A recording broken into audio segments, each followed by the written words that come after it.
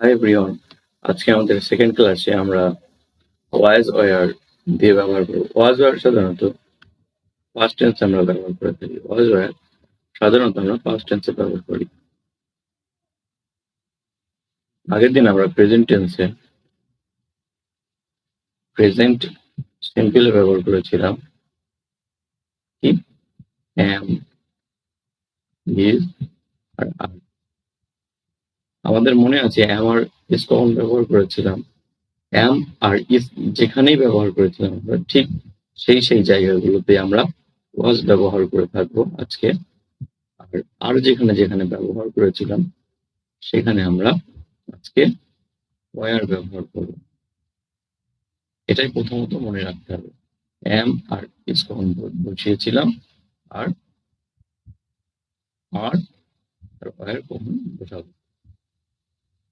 আমরা ফের আগের ক্লাসটা একটু রিপিট করছি। আগের ক্লাসে আমরা কি করেছিলাম সাধারণত অনেকে ভুলে গিয়ে থাকতে পারো, সেই জন্য আমরা আজকে রিপিট করছি। ওয়াজ আমরা জানি ওয়াজ সাধারণত আই, যেটা আই এবং সিঙ্গুলার নাউন এর জন্য আমরা ব্যবহার করতে পারি। অর্থাৎ সাবজেক্ট যখন সিঙ্গুলার হয়ে থাকবে তখন আমরা ওয়াজ ব্যবহার করব, এবং সাবজেক্ট যদি প্লুরাল হয় তখন আমরা ওয়ার ব্যবহার করব। এগুলোর আমরা কি করব, এগুলোর আমরা আজকে বাংলা থেকে ইংরেজিতে অনুবাদ করব। অনেকের ধারণা হতে পারে যে অনুবাদ করলে লাভটা কি। লাভ এটাই যে আমরা যে প্র্যাকটিস করছি ইংরেজি কিভাবে লিখবো। আমাদেরকে যদি বলা হয় যে গরুর রচনা লিখতে দেওয়া হয়, আমরা গরুর রচনা সবাই জানি। গরুর 4টি ঠ্যাং, 4টি পা আছে, 2টি কান আছে, কিন্তু আমরা কি লিখতে পারি না, ইংরেজি লিখতে পারি না। আমরা সেগুলো জাস্ট কি করবো, সেগুলোকে শুধুমাত্র বাংলা থেকে ইংরেজিতে অনুবাদ করব। আর এই ইংরেজি প্রত্যেক দিন পর রিভিশন করার মাধ্যমে আমরা কি হবে, একদিন এটা 6 মাস অন্তত করলে আমরা বিগিনার্সে ইংরেজি লিখতে পারবো। সাধারণ যেগুলো সিম্পল সেন্টেন্সে, পাস্ট টেন্সে, ফিউচার টেন্সে, এইগুলো আমরা সাধারণত লিখতে পারবো। বড় বড় প্যারাগ্রাফ না লিখতে পারলেও ছোট প্যারাগ্রাফ আমরা অবশ্যই লিখতে পারবো। এটা আরো দীর্ঘদিন প্র্যাকটিস করলে আমরা অবশ্যই অ্যাডভান্স লেভেল পর্যন্ত লিখতে পারবো। তখন আমাদেরকে সামনে যে যাই বলুক, আমরা automatically we can translate it and we can speak aloud in front of any people and our audience.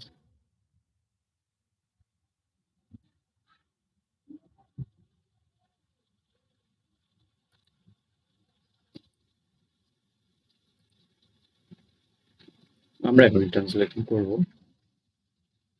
আমাদের আজকের প্রথম ট্রান্সলেট হচ্ছে আমি গতকাল বাড়িতে ছিলাম। প্রথমে আমরা দেখব, যখন আমরা ইংরেজি ট্রান্সলেট করব কোনো বিষয়কে, তখন আমাদের প্রথম মনে রাখতে হবে বাংলা আমরা সাবজেক্ট গঠনটুকু আমরা দেখাচ্ছি। এটা 1 নম্বর, এটা 2 নম্বর, এটা 3 নম্বর, এটা 4 নম্বর, 4টে ওয়ার্ড আছে। আমরা প্রথমে 1 নম্বর অর্থাৎ সাবজেক্টকে, তারপরে করব 4 নম্বরকে, তারপরে করব 2 নম্বর, তারপরে 2 নম্বরকে, তারপরে 3 নম্বরকে। আমাদের ট্রান্সলেট করার নিয়মটা এরকম ভাবে হবে। যদি 3টে ওয়ার্ড থাকে 1, 2, 3 বাংলাতে, সেটাকে আমরা ট্রান্সলেট করব 1, 3, 2 দিয়ে। তাহলে আমরা ঠিকঠাক সঠিকভাবে ট্রান্সলেট করতে পারবো। আমি প্রথমে আমরা 1 নম্বর করব আমি বাড়িতে ছিলাম, আই ওয়াজ। আর বাড়িতে ইংরেজি লিখতে গেলে I was at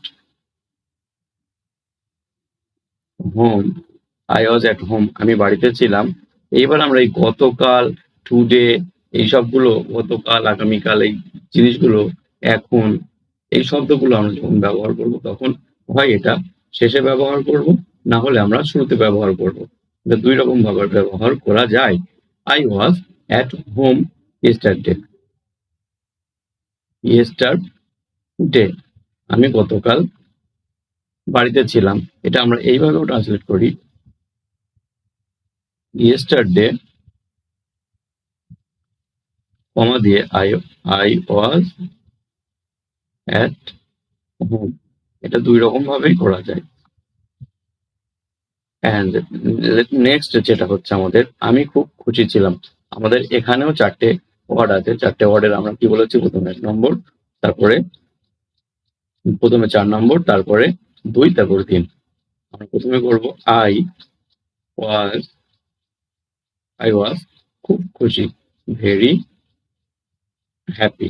I was very happy, আমি গতকাল আমি খুব খুশি ছিলাম। এর ইংরেজিতে এইভাবে করতে হবে, I was very happy, আমি খুব খুশি ছিলাম। আমি ব্যস্ত ছিলাম। তাহলে আমরা কি করবো, এখানে বলেছে 3টে ওয়ার্ড, প্রথমে 1 নম্বর, তারপরে 3 নম্বর, তারপরে 2 নম্বর। 3টে ওয়ার্ড থাকলে 1, 2, 3 এটা বাংলা নিয়ম। পরপর সাবজেক্ট, ভার্ব, অবজেক্ট। আর আমরা কি করবো, subject, object, verb, subject, subject, object, verb.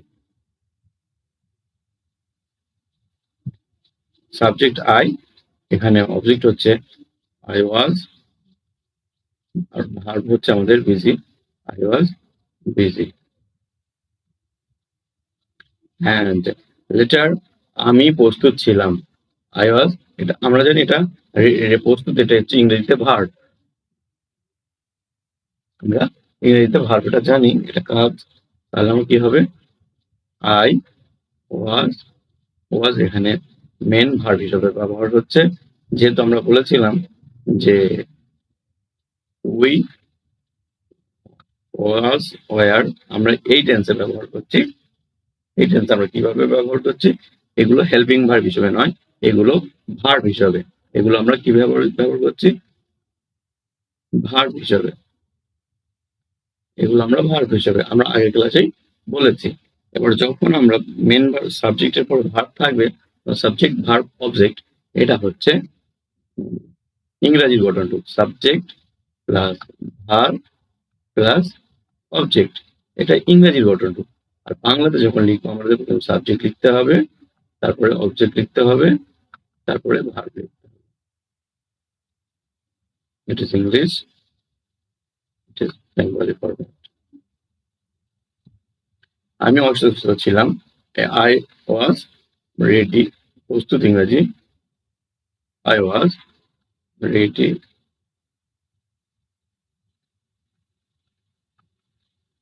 আমি অসুস্থ ছিলাম, I was ill, আমরা আগের দিনে বলেছি ইল মানে অসুস্থ, সিক মানেও অসুস্থ। আমরা যত চেষ্টা করব, যখন প্রথম বিগিনার্স, আমরা বিগিনার্স যেহেতু কোর্স করছি, সেক্ষেত্রে আমাদের নতুন ওয়ার্ড খুব কম নিয়ে আসা। যদি আমি পরপর প্রত্যেকদিন প্রত্যেকটা ক্লাসে নতুন অনেকগুলো একসাথে ওয়ার্ড নিয়ে আসি, এক্ষেত্রে কিন্তু তোমাদের মুখস্থ করতে অনেক প্রবলেম হবে, মনে রাখতে অনেক প্রবলেম হবে। সেক্ষেত্রে আমি যত চেষ্টা পারি, আমি সবসময় পুরোনো ওয়ার্ডকে ব্যবহার করে তোমাদেরকে শেখানোর চেষ্টা করব। I was ill, সে একজন শিক্ষক ছিল, আমরা আগের দিনেই জেনেছি। সেক্ষেত্রে আমরা আমরা ব্যবহার শিখিয়েছিলাম, আজকে আমি ওটা আর করছি না। হি ইজ, সরি, হি, আমরা যেহেতু ছিল আছে এখানে, সেক্ষেত্রে আমরা কি করতে হবে, he was busy, he was a teacher, he was a teacher. And later, পরেরটা কি আছে, পরেরটা হি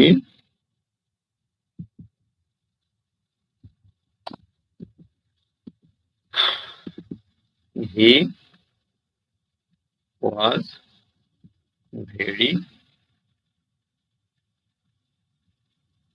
গুড, সে ক্লাসে ছিল, হি ওয়াজ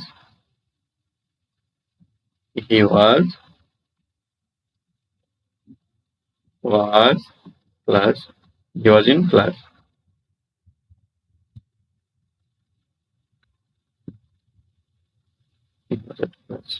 সে ক্লাসে ছিল, হি ওয়াজ অ্যাট ক্লাস, সে ক্লাসে ছিল। সে আমার বন্ধু ছিল, he was my friend, he was my friend. সে আমার বন্ধু ছিল, সে খুব বুদ্ধিমান ছিল, সে খুব বুদ্ধিমান। হি ওয়াজ ভেরি, বুদ্ধিমান ইংরেজি হচ্ছে ইন্টেলিজেন্ট,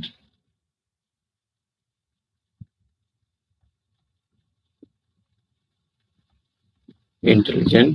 তারা স্কুলে ছিল। এই প্রথমে এখানে আমরা প্রথমে এম এর ব্যবহার করলাম, হির ব্যবহার করলাম, এগুলো সিঙ্গুলার ছিল। এখন আমাদের কাছে তারা, তারা মানে আমরা জানি অনেকগুলো প্লুরাল ব্যবহার করবে, সেজন্য আমরা কি করব, দে ওয়ার অ্যাট স্কুল, তারা স্কুলে ছিল, তারা স্কুলে ছিল, তারা খুব খুশি ছিল। তারপরে বলবো আমরা they were very happy, they were very happy. তারা আমাদের প্রতিবেশী ছিল, এই তারা আমাদের প্রতিবেশী ছিল। দে মানে তারা, দে ওয়ার মানে ছিল, দে ওয়ার আওয়ার, আমরা আগের দিনে জেনেছিলাম প্রতিবেশী ইংরেজি neighbour, NEIGH BOUR, they were our neighbour. তারা ব্যস্ত ছিল, they were busy, they were busy, they were busy. তারা প্রস্তুত ছিল, they were ready, they were ready. আমরা বন্ধু ছিলাম, we are friends, we are, we were, we were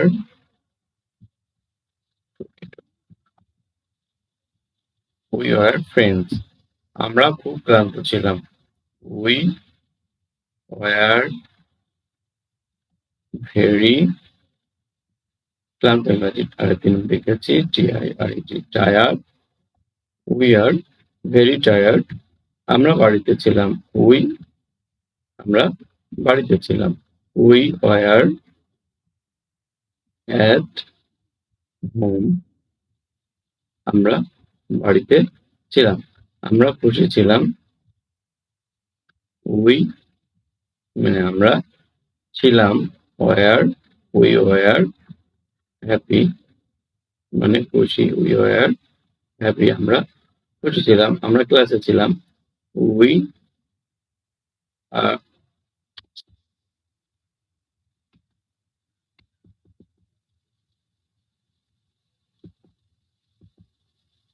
we were were at ক্লাসে, ক্লাস মানে ক্লাস, আবার ক্লাসরুমে যোগ করা যেতে পারে, classroom. We are at class, we are at class, আমরা ক্লাসে ছিলাম। ক্লাসে ছিলাম ওই জন্য ক্লাসে ছিলাম মানে হচ্ছে ক্লাসের মধ্যে, ওই জন্য আমরা বললাম we are at class. Thank you everyone.